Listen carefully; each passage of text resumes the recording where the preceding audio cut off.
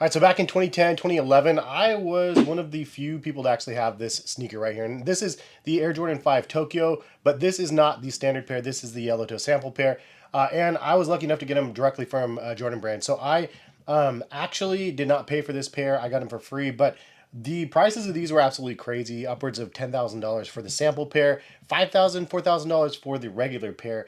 I also do have the counterpart, the Chris Paul CP3 pair, but this is actually a sample pair as well that has a different toe box on it than the standard pair. So I've had both of these in my collections for 15 years or something like that, almost like literally since before the release. And then now, 2025, we actually have the release of my sample pair that I ended up getting.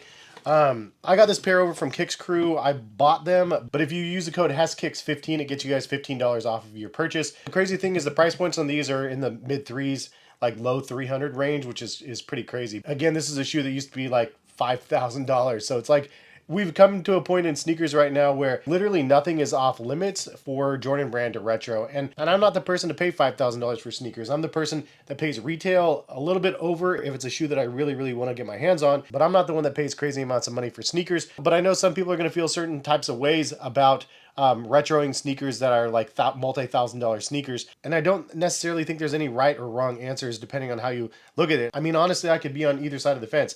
Again, I have the originals. Like this is one of three that I knew of that had the yellow toe. And then Jordan Brand actually releasing the general release pair that we got, like 20,000 pairs or whatever, with the yellow toe sample. It is pretty crazy to me as somebody that had one of those three, but I don't necessarily mind that they re-released the shoe. I think it's one of those shoes that was a fun fabled shoe that people heard about in years past, and now we have them in the release in 2025. Am I salty? I mean, a little bit, because, you know, again, I was one of the very few, and like I like the idea that I had something somewhat exclusive, but also something that I really like. There are a couple differences between my sample pair and then the new pair that actually ended up releasing, but ultimately I'm not that salty. I think that, I mean, obviously we know that it's a business. Like Jordan Brand's going to be able to make whatever they want. I don't know who was in charge of recreating this one and why they chose the sample pair over the regular one. Maybe they honestly just don't know anything and then looked and saw that this was the yellow toe pair, maybe on social posts or whatever, and they didn't even know that they were actually recreating a sample. But ultimately, at the end of the day,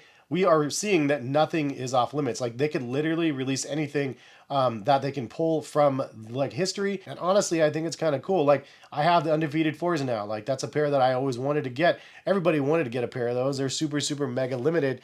A $30,000 shoe at one point, and now you can get them for like $400 or whatever. So it's like it's good that you're able to get some of the nostalgia and the piece of the history in a sense in a more of a modern day approach. And you know, it's a profitable company. They got to make their money. And when you have the general release pairs that are coming out and they're not selling out, like the Fire Red 5s, you have the Pure White 3s. I mean, you have the Shattered Backboard 1s going on sale on some sites. And I get that a lot of people think that they're bricks now, but I like them an opportunist. I'm like, give me the shattered backboards. Trying to find a pair for my son when they go on sale as well. Like it's just fun that they're able to actually recreate them, and I have the original ones as well. So it's like I didn't necessarily need them, but as we know, if you've been collecting sneakers a long time, like some pairs are not as wearable if they're 10, 20 years old versus like more modernized pairs. Like the original pair here from 2010, 2011, I'm risking my feet when I'm wearing these ones out and about. I could see that the paint is cracking on some of the shoe already. Like it's definitely something where the midsole could fall apart on me at any time. So it is kind of nice that I have a backup pair to be able to wear. However, it doesn't turn heads like it once did. Like I wore those to SneakerCon in New York years and years ago, worn them to ComplexCon, and it turned a lot of heads when I was wearing them because it was just such an ultra rare pair of sneakers. Now, if I wear these to ComplexCon this year, like they're gonna be like, oh, he has a Tokyo 5s, haha. Like people are gonna think of it what it is. So any minor salt aside, how did they do on this retro? I think they did really well. Like I look at them and I'm like, this is a pretty nice version of my shoe. It is a little bit more vibrant yellow than my pair, but that's probably because mine is just well aged. As you could see from the netting, it's definitely yellowed. As well as in the outsoles, it's yellowed instead of that icy white. The couple differences that I see between these two shoes, I always like to call this out, but this little section on the back of the heel right here, this is not Japanese like kanji or anything like that. This is a 23 that is inverted inside of black lines. So if you look at it really closely, you could see a 2 and a 3. And it's always funny how many people are like, I had no idea that was the case. It's been like that for over a decade now. It's pretty fun when people see that. But anyway, that material is actually a little bit less bold as on my pair. It's almost like rounded, the edges are, versus my pair, it's like more squared off. The other major change that I see is the tongue Jumpman color. My pair, it's completely black, and on the retro pair, it looks like it's a dark gray. So black versus dark gray. Also on the tongue, right underneath the reflective material is like a yellow neoprene sort of band, and on my pair it is actually gray. Also on the bottom section, right where the laces start here, mine is actually gray, and on the new retro, this little bottom section here is done in yellow, same as on the top section. So those are definitely major differences. Now, some people are going to look at my laces and go, whoa, you had wax laces on yours. This is from a lace swap. I took this from my Dornbecker 5s, and I put them on here just because I like the wax lace sort of vibe to it. I did for the first like couple years, I actually used white laces in these instead. So these ones come black lace. I believe the original ones, correct me if I'm wrong, but I think that the original ones when I had these came white laced, and so it came with an extra set of white laces on these, but I swear that the originals were done in white lace. I could be wrong. I'm getting old. I don't remember a lot of things. Anyways, the only other major change that I could see between my sample pair, the original one from back in the day, versus what we got in this release in 2025 is the midsole like shine. So mine actually has a black like shiny textured midsole, and then even on the toe section here it's a little bit shiny, but on this retro pair it's matte black. I actually kind of like the matte black look, to be honest. I like this released version over my sample, but the matte black, the matte white, and the matte black in the front, I think it looks really good. Mine is very, very shiny, as I already mentioned. So it is a small little change, but it's something that I actually really like. And just so you guys know, this sample version that I got is called a look-see sample. And again, this one varies from the released pair. The released pair had a black toe here, and I'm not really sure what other differences because I haven't looked at them side by side in a really long time. A couple years ago, I saw Seth Fowler at ComplexCon,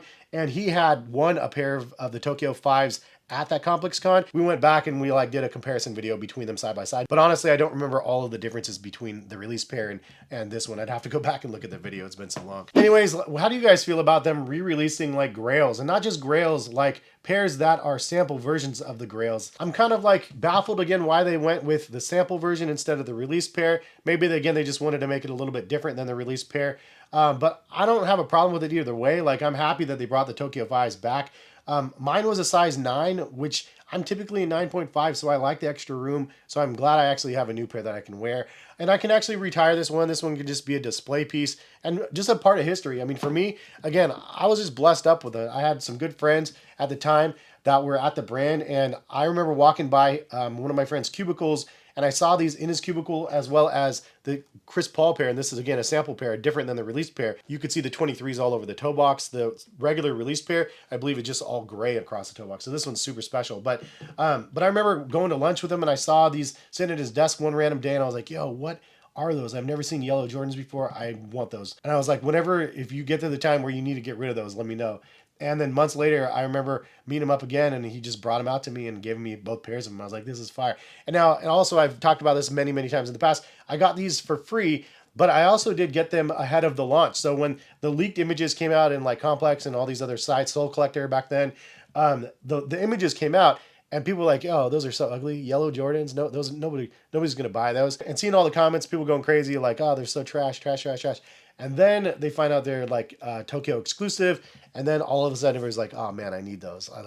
It's so funny how everything shifts as soon as it's like limited edition or it's not accessible. So then we must have it. It was fun to be able to see all the hype come and go the first time around and the second time around. And ultimately you can get these at a really good price again. Kicks Crew in the description if you guys are interested. They have them for pretty decent prices right now. And if you use my code heskicks15 again, it just gets you guys $15 off of your shipping. You might as well do that if you can. But anyways, what do you guys think about the Tokyo 5s? Is it a pair you picked up, or was it trying to pick up or not? This was a pair I knew I needed to get my hands on. I would have paid up to like 500 probably. That would have been my max, but it's nice that we can get them for lower than that right now. I'm just curious, like what mega grail are they going to reach in the bag and bring back? You know, we saw the introduction of this 11 collection that they're bringing back out.